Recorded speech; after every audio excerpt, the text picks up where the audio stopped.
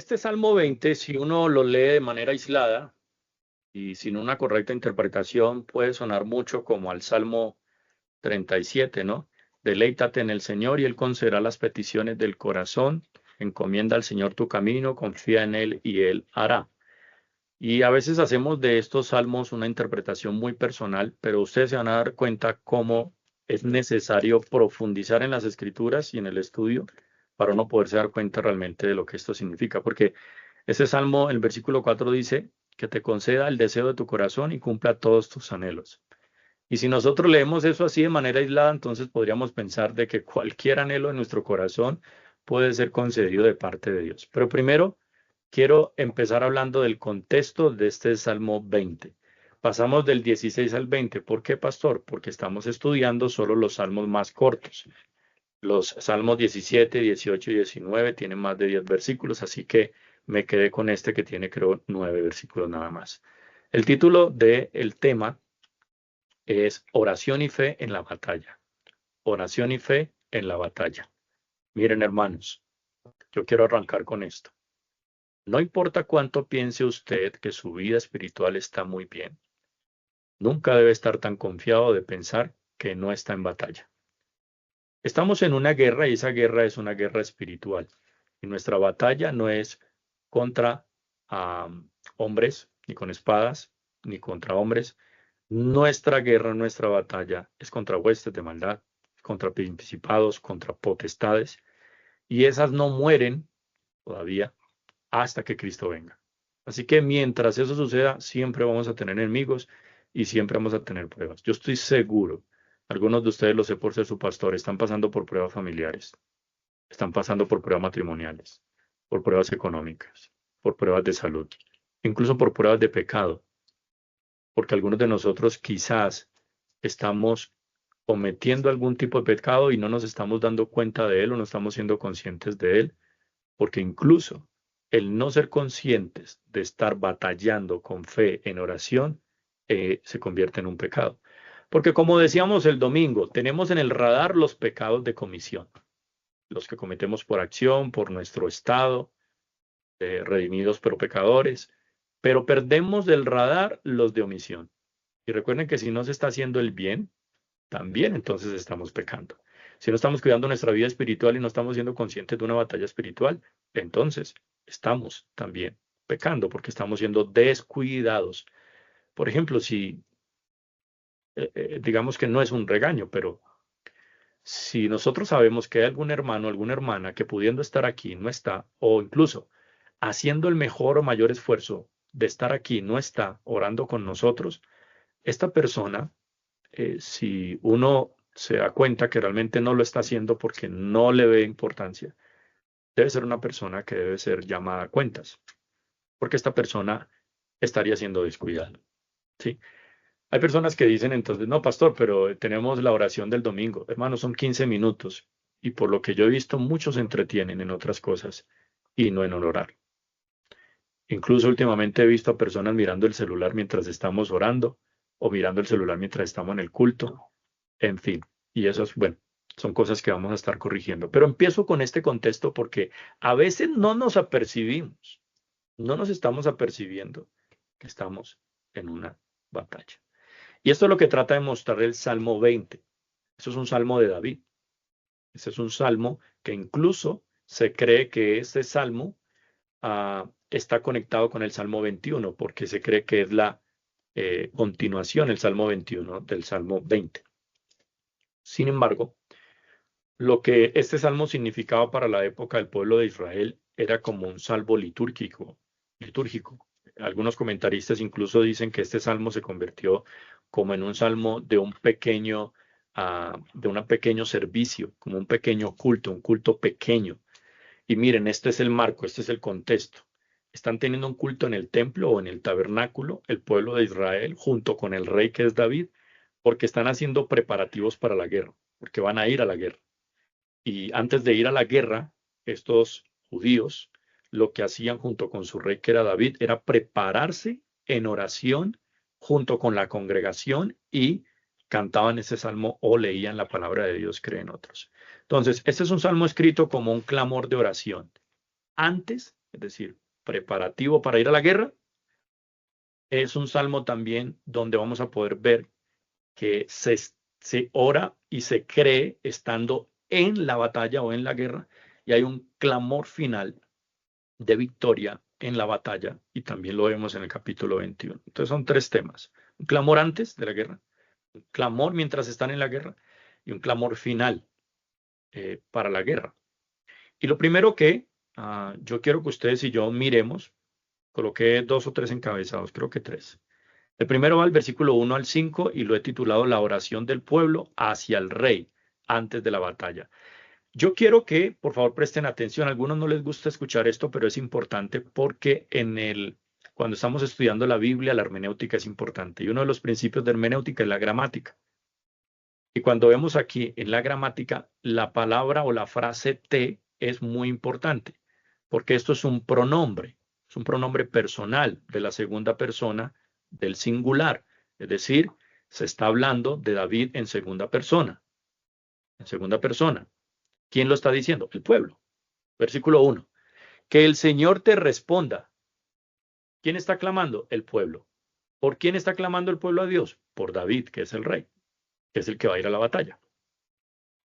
Entonces, que el Señor te responda en el día de la angustia. Que en el nombre de Dios de Jacob te ponga en lo alto. ¿Sí? Entonces, que te responda, ¿sí? Y que te dé el Dios de Jacob y te ponga en los tiempos de angustia en lo alto. Entonces, esa bendición que da Dios al rey de Israel por el clamor de su pueblo, de pronto en la NBLA no lo encuentran en el segundo párrafo, el versículo 1, pero en la BLA sí aparece esa palabra 2 veces, en el primer párrafo y en el segundo párrafo. Entonces, ¿a qué está haciendo referencia ese versículo 1 o el versículo del 1 al 5? Bueno, es una oración previa por el rey antes de ir a la batalla. ¿A quién? A Dios. Entonces, la bendición que Dios da al rey de Israel viene como consecuencia del clamor del pueblo de Israel por el rey. ¿Sí? Porque el rey iría a la batalla. Y si el rey va a la batalla, ¿quién está representando? Pues al pueblo. ¿A quién se ve beneficiado si el rey vence? El pueblo. Así que esta bendición está dirigida también al pueblo, al rey, pero miren, interesantemente en el Nuevo Testamento también aplica para todos los creyentes del Nuevo Testamento que están librando una batalla de la fe. Y pregunto, ¿quién de ustedes no está librando una batalla de fe?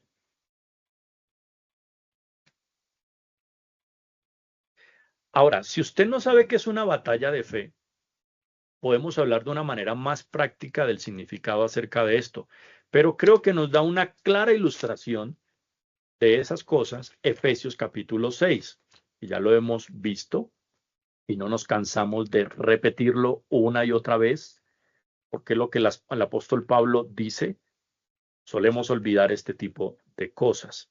Ahora, ¿saben hasta cuándo solemos olvidar este tipo de cosas? Hasta que algo grave ocurre. Hasta cuando estamos con el agua hasta el cuello, ya no podemos solucionar los problemas, o hasta que estamos a punto de separarnos, o estamos a punto de sacar un hijo a la calle, o estamos a punto de que la economía, digamos, nos esté acabando, o nuestro pecado en silencio nos esté consumiendo. Y no nos damos cuenta, no somos conscientes de que esto debe ser algo que debemos tener en el radar. Miren entonces de forma práctica, porque ya expliqué el texto y su contexto. Ahora, ¿cómo eso aplica para nuestras vidas ese versículo 1 y 2 particularmente? De esta manera, lean Efesios capítulo 6 y lean el versículo 10 al 13. Dice así: por lo demás, fortalézcanse. ¿Por qué nos dice que nos fortalezcamos? Porque somos débiles, hermanos. ¿En quién? En el Señor y en el poder de su fuerza. No estoy viendo, algunos hermanos están allí, pero no sé si sus espositas están por allí. Qué bueno fuera que todos los que estén en su casita, si pueden, pudieran escuchar estas cosas.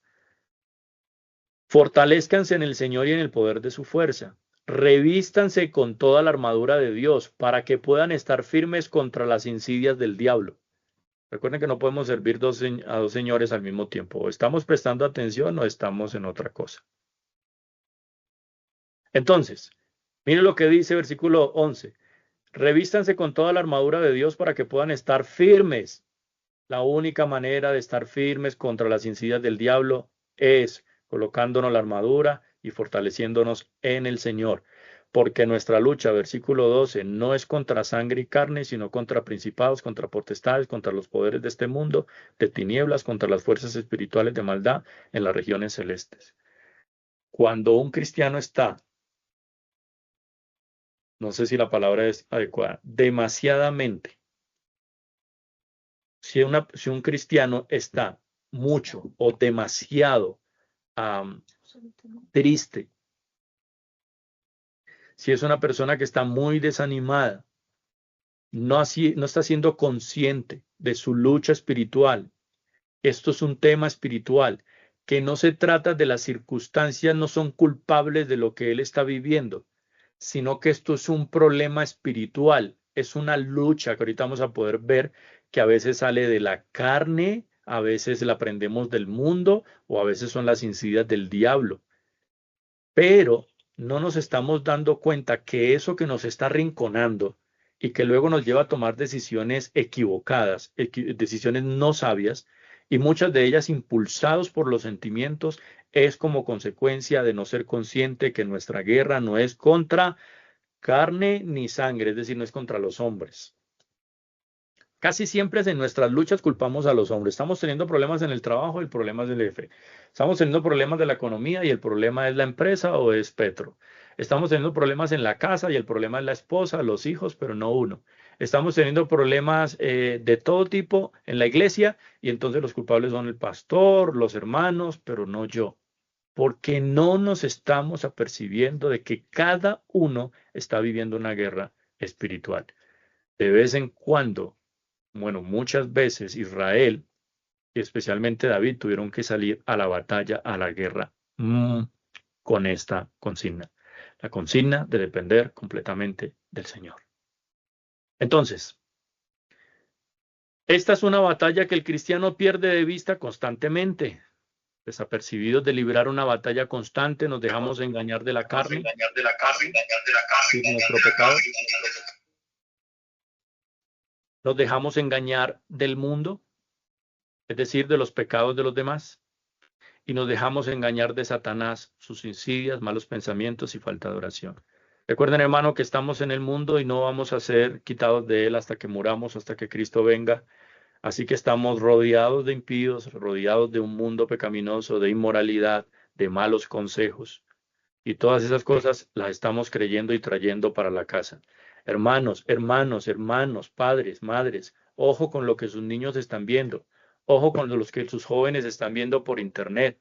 Porque esas falsas ideas que sus esposas o sus hijos o las personas de su casa, usted mismo, yo mismo, podemos estar teniendo de la idea que ven de este mundo, son ideas falsas que estamos trayendo a veces a la casa, estamos trayendo a veces a la iglesia y no nos estamos dando cuenta que estas cosas están a veces dañando nuestra familia, porque estamos aprendiendo más del mundo a veces que del mismo Señor. El versículo 2, volviendo al Salmo. Entonces, en primer lugar, todos estamos en batalla. Lo sabía David, lo sabía el pueblo y por eso oraban antes de ir a la batalla. Nosotros, como sabemos que nuestra batalla es constante, no es como David y Israel que sabían cuándo iban a haber batallas, nosotros no lo sabemos, nosotros estamos ya aquí en ese escenario. Recuerdan que una vez cuando prediqué esto, mi introducción fue, hermanos, estamos como soldados colombianos en medio de minas quiebrapatas. Todo el tiempo. Todo el tiempo. Versículo 2 entonces del Salmo. Salmo 20. Ya se me perdió. Desde el santuario te envía ayuda y desde Sión te sostengo. Muy bien, entonces el pueblo sigue orando por David, que desde el santuario te envíe ayuda y desde Sión te sostenga. Miren qué buenos deseos del pueblo para el rey, ¿cierto? Entonces, Desde el santuario, esto es una referencia a la presencia de Dios. Recuerden que primero fue la tienda, luego fue el tabernáculo, luego se convierte en el santuario y luego fue el templo. Todo esto para representar la presencia del Señor. Se trata del pueblo reunido, como hoy nosotros estamos reunidos, como el domingo cuando nos reunimos. Por eso es tan importante que todos los creyentes estén aquí, porque sabemos que estamos en batalla constante. La iglesia está en una batalla constante. Usted está en una batalla constante, así que todos debemos estar aquí clamando y orando. Entonces el pueblo, en dependencia de Dios, ora por los demás y ora por ellos mismos. Ora por su rey, que en este caso representa un liderazgo. Así que ellos eran conscientes de ir de vez en cuando a la guerra. El cristiano debe ser consciente que él no descansa de la guerra. Él siempre está en guerra. Siempre está en el escenario de batallas constantes. Así que un cristiano necesita estar en el santuario siempre, juntos, juntos, hermanos, en dependencia de Dios. Yo no puedo junto, la vida cristiana no se vive, pero yo no puedo solo, la vida cristiana no se vive solo, la vida cristiana se vive juntos. Nosotros debemos hacerlo, porque sabemos que Satanás, aunque ya está vencido, está buscando a quien devorar. Miren, Satanás, como ya está vencido, no le importa llegar al peor estado de inmoralidad para dañar la vida de cualquier cristiano. Y si no me cree, pregúnteselo al pastor Steve Lawson. Más de 40 años de ministerio, a punto de pensionarse, de retirarse con un buen testimonio, y luego fue engañado por Satanás. ¿Qué nos hace pensar que nosotros estamos completamente seguros? A no ser que seamos conscientes de esto. Satanás está buscando a quien dañar. Recuerdo una vez que escuché una noticia que me dejó perplejo, y era de un hombre que se había dado cuenta como a los 40 años que tenía VIH, SIDA. Creo que lo tenía avanzado. Y en vez de este hombre ir a buscar tratamiento y arrepentirse pues de sus pecados porque había tenido una vida desordenada, su corazón se cerró tanto que tomó la decisión de ir y acostarse con cualquier tipo de persona con tal de contagiarle. Porque él decía, yo ya estoy perdido, ya me voy a morir, así que me quiero llevar conmigo por delante a todos los que vengan. Y no sé si la ilustración ayude, pero esa es la idea de Satanás. Él está vencido, ya está muerto. Satanás está enfermo, ya desahuciado, pero tiene poder. Poder limitado, pero tiene poder. ¿Y sabe qué va a hacer? Va a tratar de dañar al que se le atraviese por medio.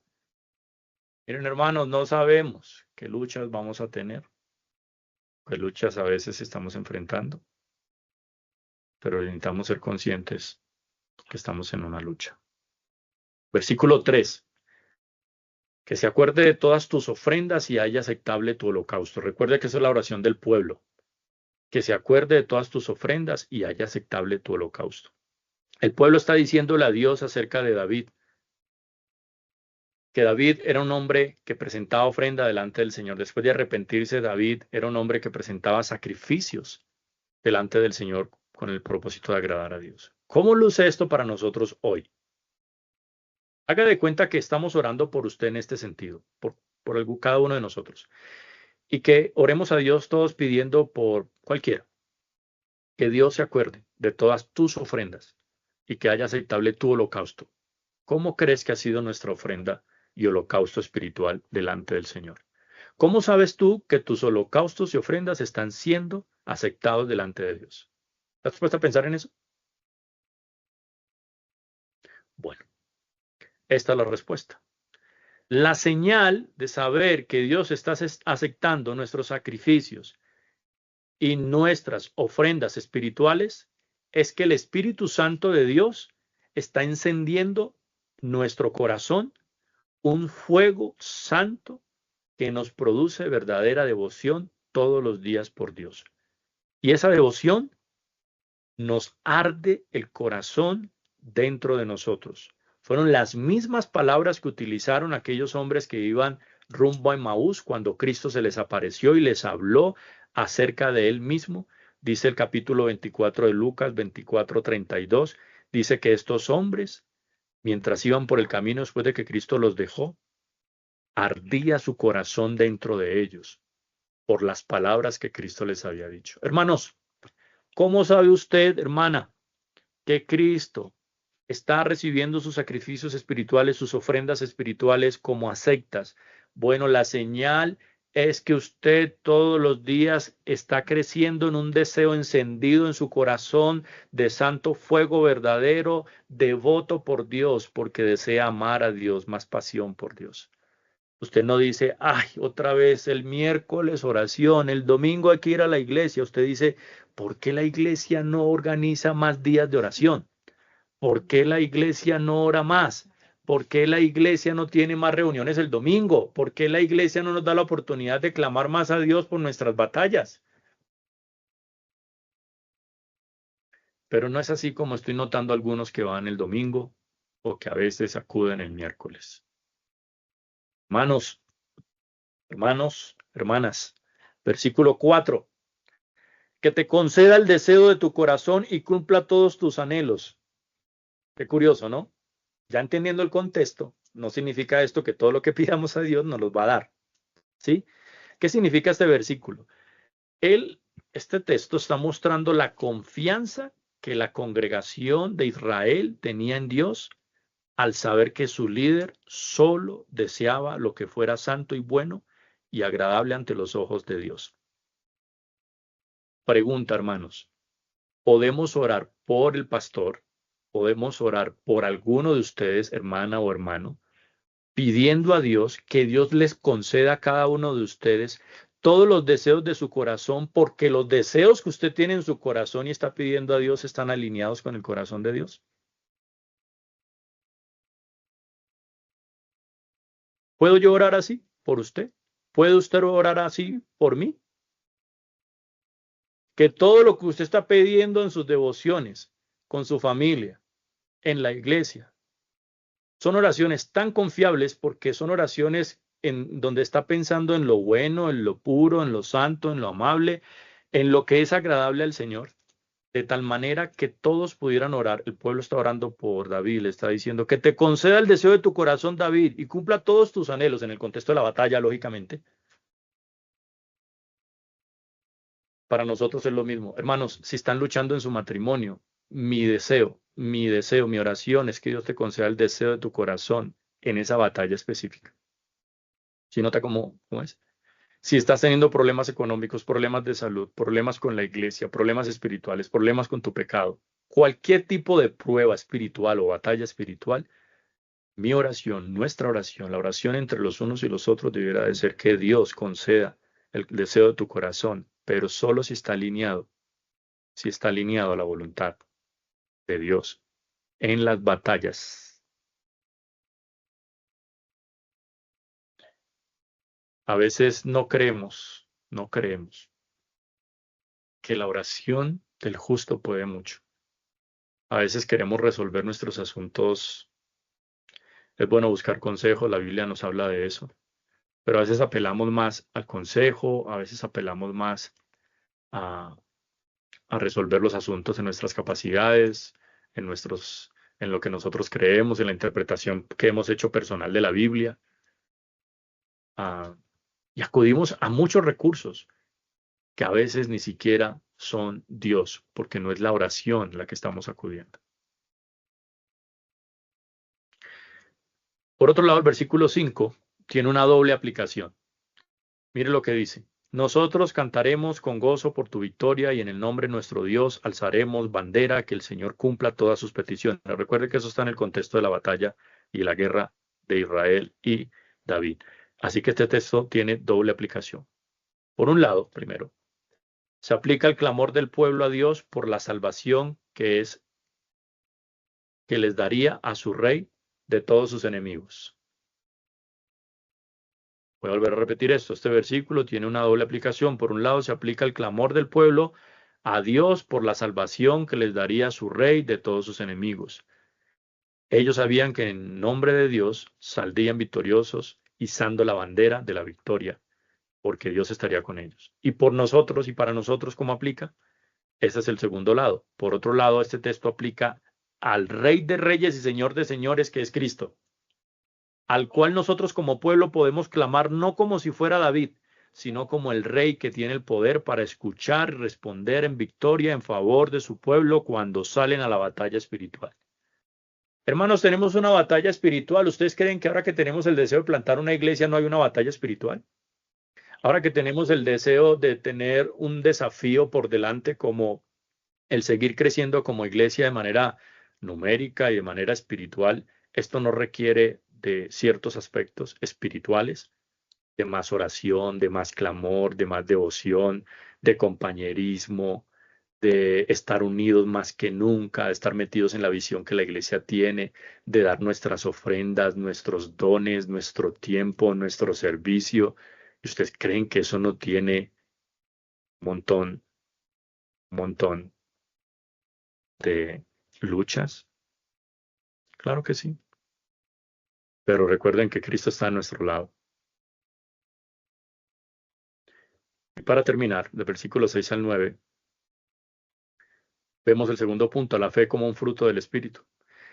Hermanos, entonces, antes de la batalla es oración, es decir, siempre. Pastor, ¿cuándo es antes de la batalla para nosotros los cristianos? Para ellos, en su contexto, iban de vez en cuando a la batalla. Para el cristiano, siempre. Así que siempre hay que orar. Todo el tiempo. Todo el tiempo, mi hermana querida, todo el tiempo, mi hermano querido. Ah, bueno, listo, ya estamos en la batalla, somos conscientes, vamos a enfrentar esto con oración de manera personal, en las batallas familiares, en las batallas espirituales, en las batallas de la iglesia. Ahí estamos firmes, pastor. ¿Ahora qué hay que hacer? Bueno, mientras estemos en la batalla hay que tener fe. Fe, confiar en el Señor, porque el Señor salva. Versículos 6 al 9. Ahora sé que el Señor salva a su ungido, le responderá desde su santo cielo con la potencia salvadora de su diestra. Algunos confían en carros y otros en caballos, pero los cristianos, nosotros en el nombre del Señor nuestro Dios confiaremos. Ellos se doblegaron y cayeron, pero nosotros nos hemos levantado y nos mantenemos en pie. Salva, oh Señor, que el Rey nos responda el día que clamemos. Qué glorioso, hermanos, leer este salmo el día de mañana con la conciencia que ya tenemos de lo que él significa. Versículo 6, el Señor salva.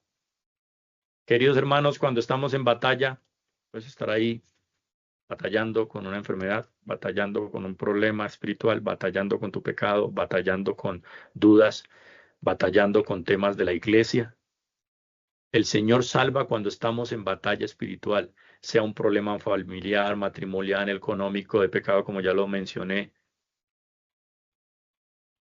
Si estás luchando con un mandato bíblico, con un principio bíblico, que no te cala.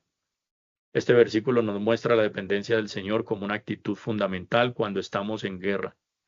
Hermano, sea cual sea nuestra situación, cada vez que estemos en guerra, recordemos que hacemos lo que hacemos es en dependencia del Señor. Versículo 7. Hermanos, recuerden que algunos cristianos siguen insistiendo en confiar en sí mismos y puede que nosotros seamos alguno de ellos, que de vez en cuando nos descuidemos y volvemos a confiar en nosotros mismos. ¿Sí ve lo que dice el versículo 7?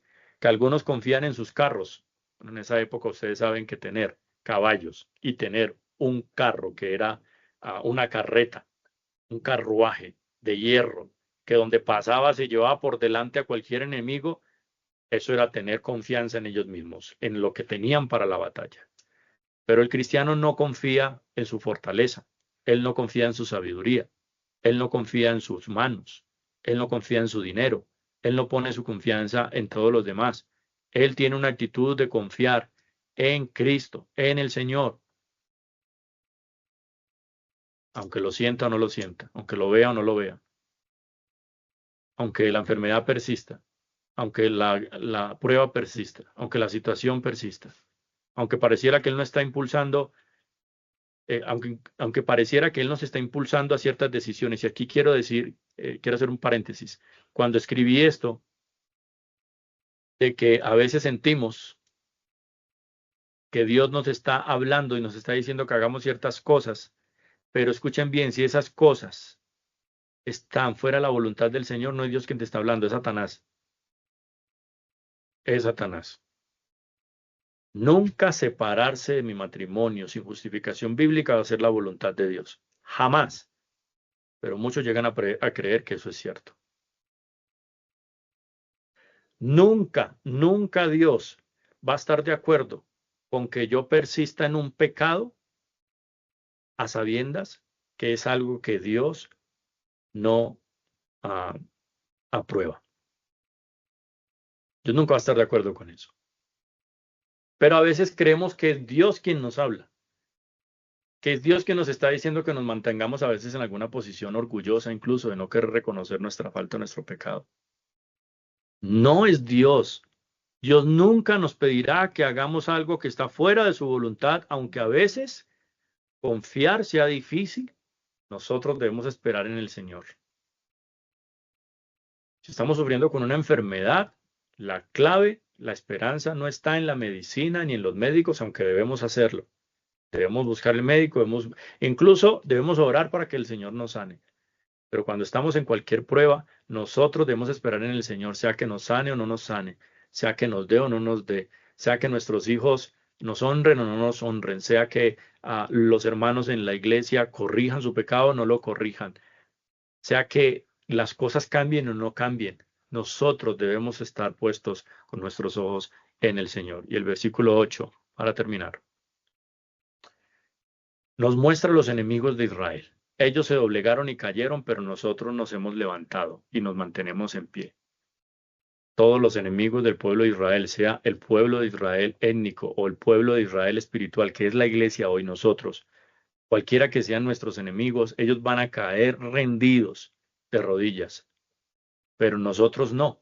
Cuando un cristiano cae de rodillas es porque está cayendo delante de la presencia del Señor para clamar y rogar, pero no es porque esté caído. Y si se cae, él tiene que volverse a levantar, porque los enemigos de Israel que confiaron en sus fuerzas se doblegan arrodillados ante sus enemigos, pero el que confía en Dios, el cristiano, se levanta y permanece en pie. ¿Por su fuerza? No. ¿Por su habilidad? No. ¿Por su sabiduría? No. Es porque confía en el Señor, porque pase lo que pase, digan lo que digan los demás cuando se burlan de nosotros, porque estamos pasando por diversas pruebas. Ellos, los enemigos, van a caer, pero los cristianos mueren con las botas puestas.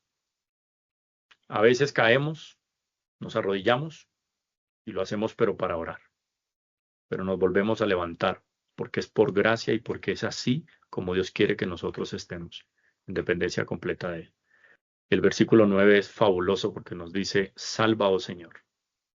Hermanos, si Dios nos permite beneficiarnos de los buenos gobernantes, de los buenos líderes espirituales, de una buena iglesia, de una familia espiritual, de una familia biológica, de una esposa, de hijos, hermanos, debemos orar por ellos. ¿Saben por qué? Porque no son más ni menos de lo que Dios quiere que sean para nosotros. Esta última frase del versículo 9, que el rey nos responda el día que ¿qué? Que el rey nos responda el día que clamemos. Gramaticalmente, se cree que es una referencia a David cuando el pueblo lo necesite. Cuando el pueblo necesite al rey, él ahí va a estar. Pero para el cristiano, eso es una referencia de Cristo. Cuando nosotros confiemos y clamemos en el Señor, vamos a hacerlo con la seguridad de que nos responderá en el día del clamor. Que el Rey Jesucristo, Rey de Reyes, nos responda el día que clamemos. ¿Amén?